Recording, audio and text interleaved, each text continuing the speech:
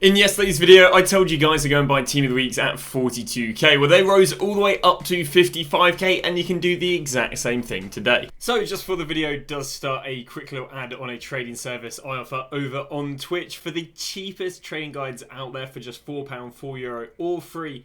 With Amazon Prime, you'll receive daily trading and investing guides covering PlayStation, Xbox and PC with an array of methods covering all budgets. And I've been trading for over 10 years, making over 100 million in multiple different FIFAs, and now for the last 4 years I've made 10 million coins in just the first month. So in today's video we are going to be talking about the insane trend you can do every 24 hours about buying Team of the Weeks in the morning and basically selling them after the 6 PM content. This worked extremely well yesterday. We're basically buying Team Weeks for 42k and some of them going up to basically 55 to 60k.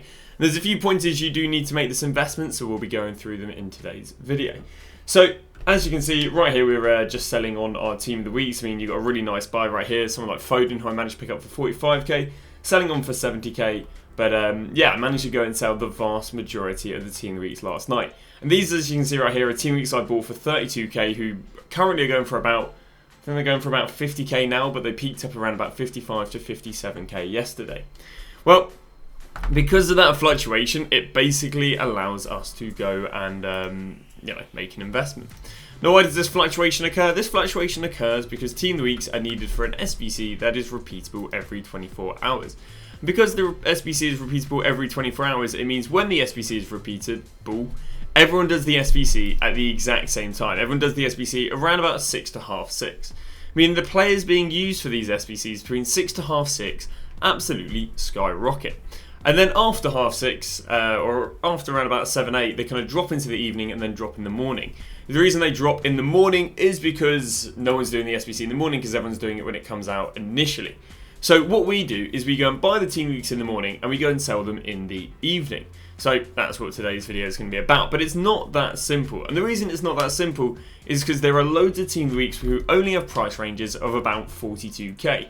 And because some of them only have price ranges of 42k, and we think that Team Weeks will go up to about 57, maybe even 62k, you know, there's no point buying these players with low price ranges. Go to someone like James. James can only be listed up to 50k. And because she can only be listed up for 50k and Team Weeks right now about 47k, there's no point buying her for 47k and then only being able to list her up for 50k. Whereas if we go and look at someone like, who's got a better price range? If we go and look at someone like Modric maybe, not that much better. If we go and look at someone like Ilchenchenko, yeah, okay. He has a 60k price range, meaning if we bought him at 47k and sold him at 60k, it'd be a good buy. So what happened is, before the SBC was released, Team Weeks were nice and cheap. Here at about, I think they're about 20k. Well, for the first SBC, what happened is they went from 20k all the way up there to around about, I'd say about 35k. Well, after the SBC came out, this fodder proceeded to go down.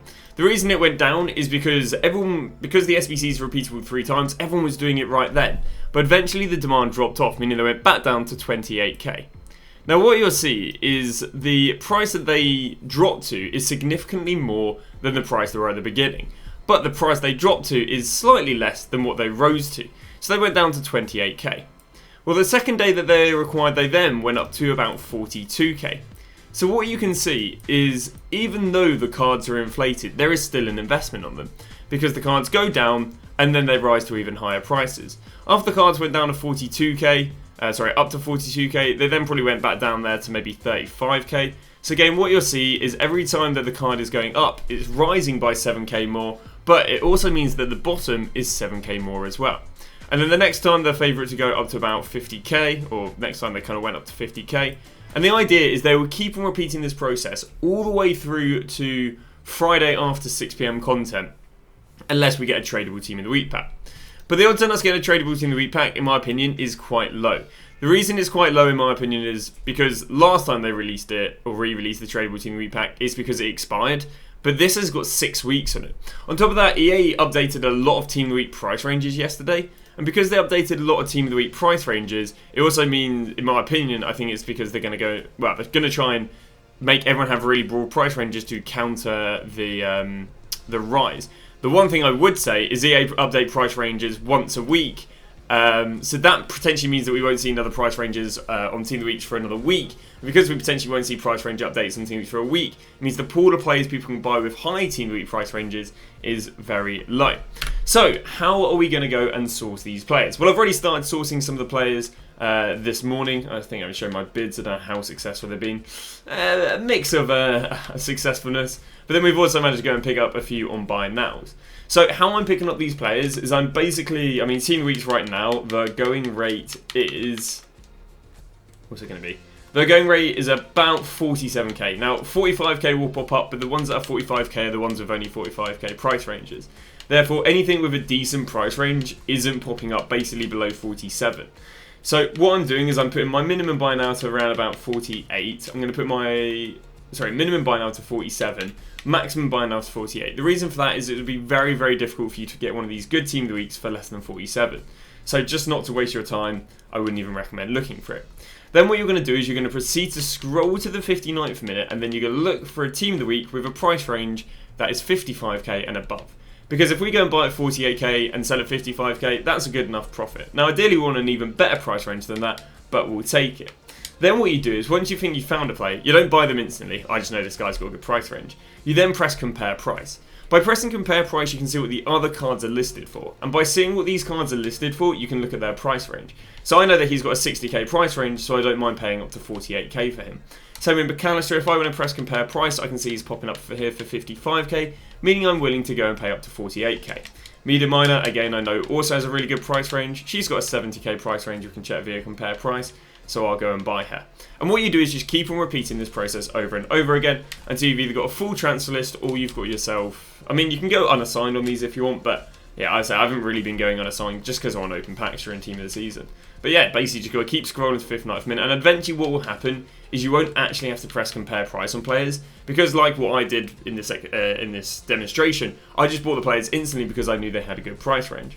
Well, on top of that, also what you can do is you can go and try and win them on bids. So what you do is you're just going to go Team of the Week, maximum bid 48k, and again you do the same thing, you press compare price. Now personally I'm only bidding on ones that have 60k and above price ranges, because of course if I can go and get someone who's with a 60k price range, it's better than someone with a 55k price range. And I think bidding's a little bit easier to win cards than buy nows, so it's less so beggars can't be choosers. I think regarding buy nows, it's a bit of a beggars can't be choosers. I'd take a 55k minimum price range.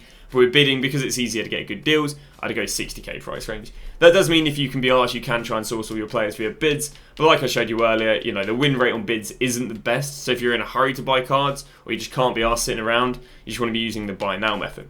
Then what we're going to proceed to do is we're then going to go and buy these cards. And what I do is I list them on lazy buys, meaning even though the cards aren't selling for 60k right now, I'll literally just go and list up all my cards for 60k. Because like I showed you with that Phil Foden, Foden's only going for about 55, but he just sold on for 70. Just because I'm selling him to on lazy buys, which basically means you list up players way more than they're selling for, but because people can't be asked finding the cheapest on the market, they go and buy the card. And in regards to selling the cards, they basically peak around about 6:30, 7. So again, if you want to buy the card, just look what they're going for on the market at 6:30 and 7. They generally just kept rising and rising and rising. If you want, you can just track the card, search the cheapest team of the week, just do that every 5-10 minutes to see if the market is rising. Guy right here. So again, we go hourly yesterday. We can see that he rose up there for the SBC from 42 all the way up there to 55. But again, he did also hit 55 in the first hour. And then we can see this morning, he's gone from 55k and he's dropped down here to around about 50k. And again, tomorrow, this evening, he should also go up to 60k. That's going to wrap that up. Again, you can put all your coins into them because, again, it's easy money. Unless they release a tradable team of the week pack. But the odds on that, in my opinion, are low. That's going to wrap that up. Thanks for watching. See you guys tomorrow with a brand new video.